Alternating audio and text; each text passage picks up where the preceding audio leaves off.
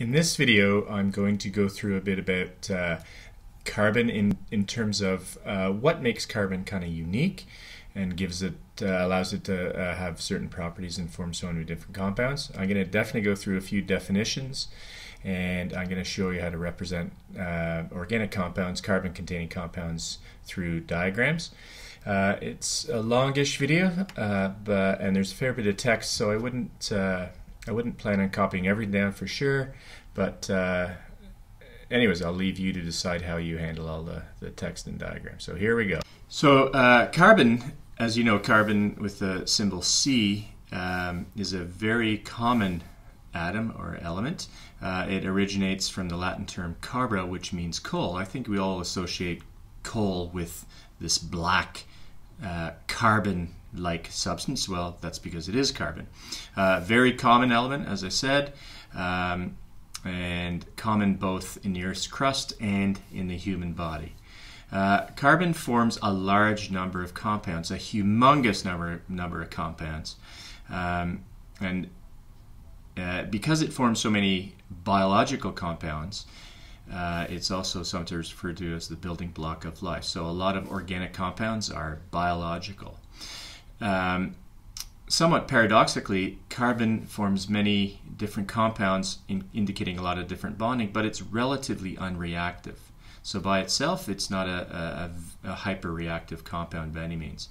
There's two well-known allotropes of carbon. These are the same element bonded differently, diamond and graphite. You can see down below.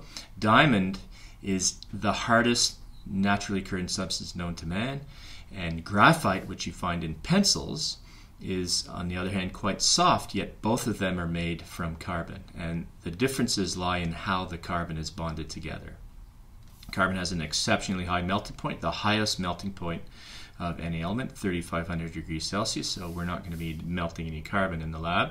A few more factoids. So hydrocarbons, we talked about this a lot in organic chemistry. Organic compounds made entirely of hydrogen and carbon. Well, we extend that a little bit, but organic chemistry then is really the study of hydrocarbons and these different types of carbon-containing compounds.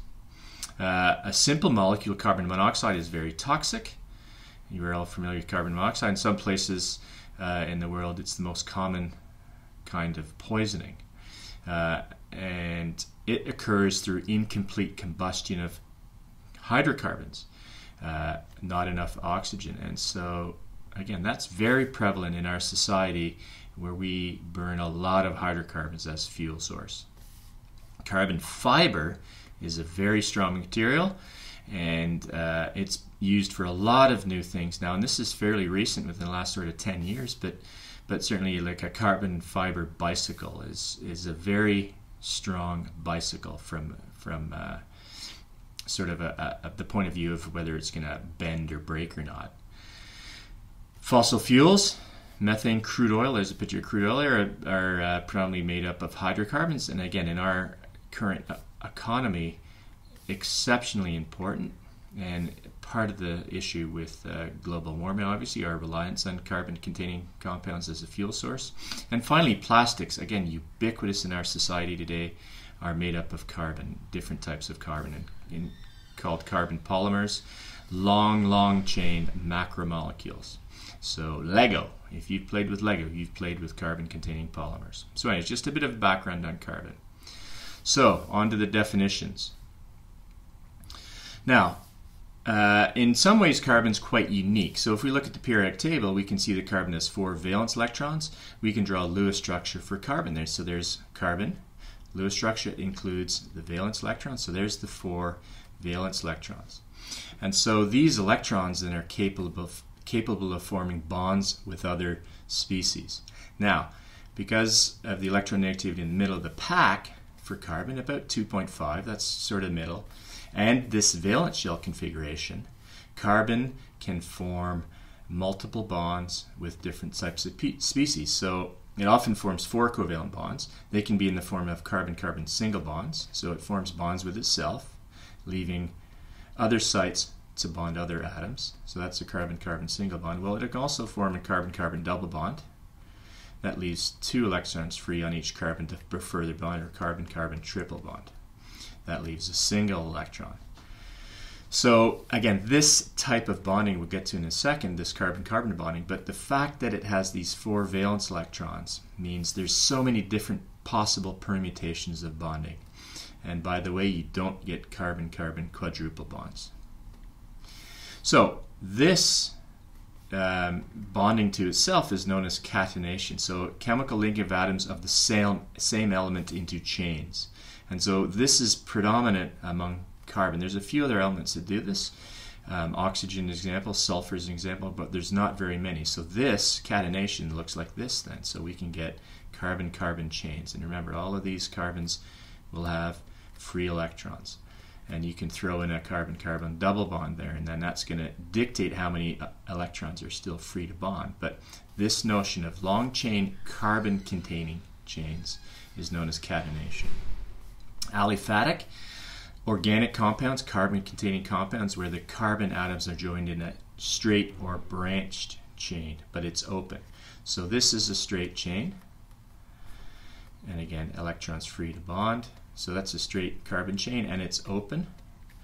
And you can have branches of carbons off that chain, so that would be a branch, but again, it's still open. So that's examples. Those are examples of aliphatic compounds. Straight chain carbon-containing compounds, either just chains or branch chains. Now, if the carbon forms a ring structure, it's known as alicyclic, and so this is very straightforward again, because carbon forms bonds with itself. You can have them linking, so that in a cycle. So that's an alicyclic compound. So this is a ring structure. Aromatic, these are molecules that contain one or more rings where the electrons are shared in a really stable configuration with what are known as delocalized electrons. We're going to talk about this a little bit later, but the most common example of an aromatic is benzene, and so we really focus on benzene. So benzene looks something like this, but it has double bonds. And so those alternating double bonds mean you can't bond as much to it. So there's only one free electron on each carbon. So the formula for benzene actually is C6H6, and with these double bonds. And the most aromatics stem from a benzene-like structure, benzene or benzene-like structure. And we're not going to get into too many details on those, but that's a huge family of hydrocarbons, aromatics. So a hydrocarbon, as I've sort of already indicated, a molecule made up of only hydrogen and carbon. We do extend that a bit in organic chemistry because it's not quite sufficient. We can bond other atoms, but the backbone of carbon-hydrogen allows it to be called a hydrocarbon. So here you see this molecule 3-methylpropane is its name, only carbons and hydrogens. So a saturated hydrocarbon contains only carbon-carbon single bonds. So again, this is a well-known hydrocarbon. You've heard of it. This is known as propane. And so propane is a saturated hydrocarbon.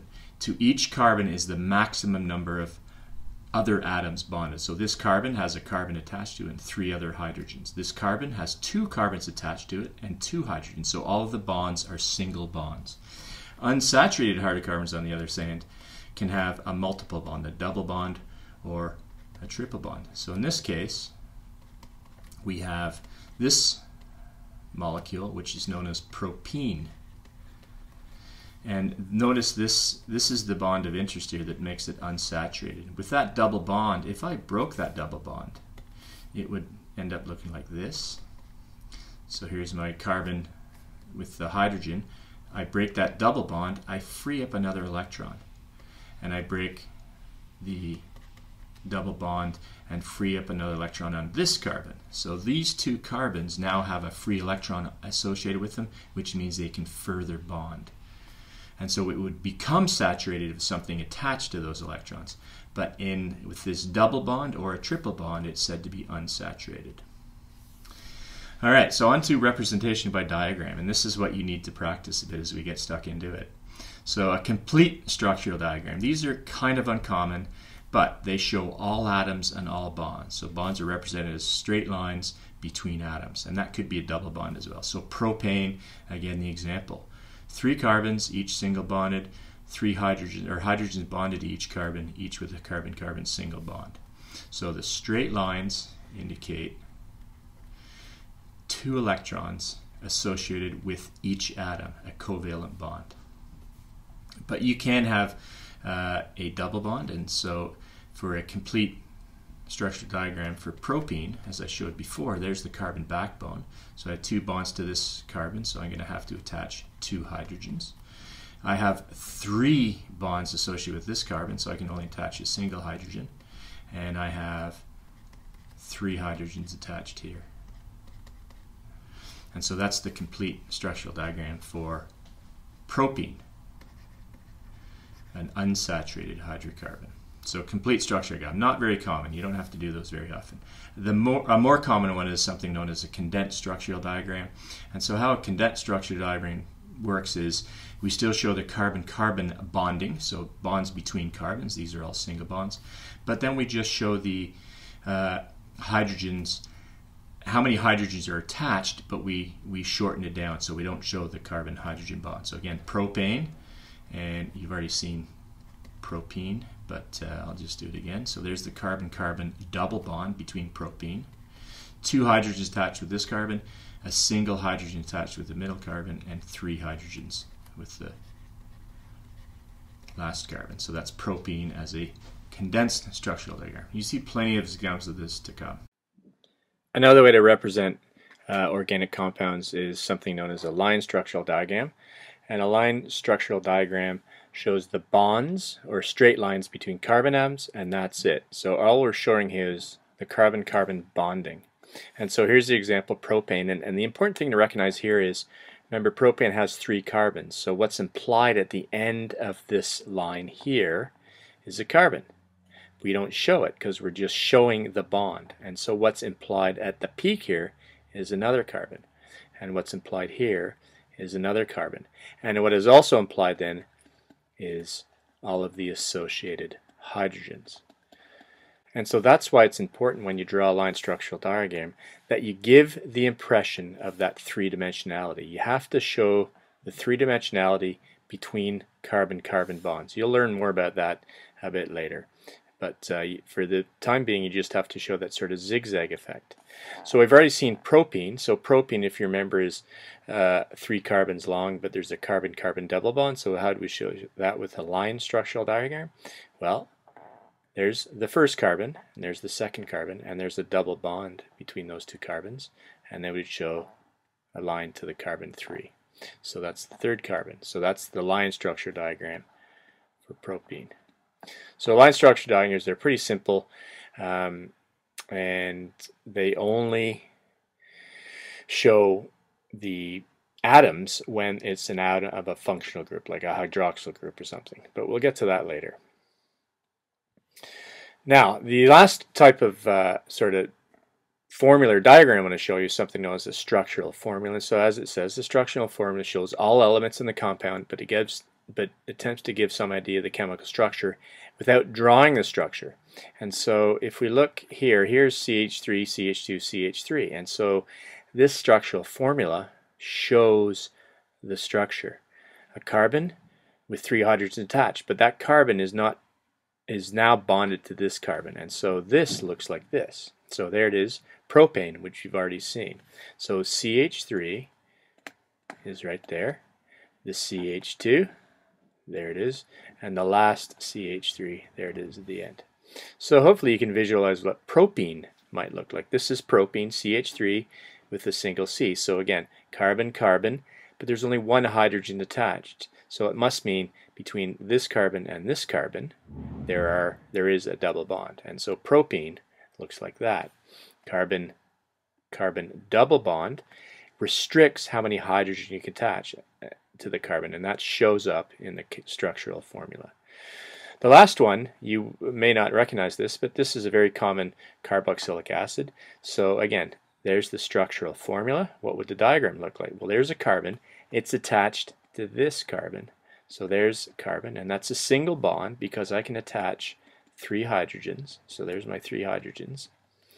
And now to this carbon is a bond O and another bond O.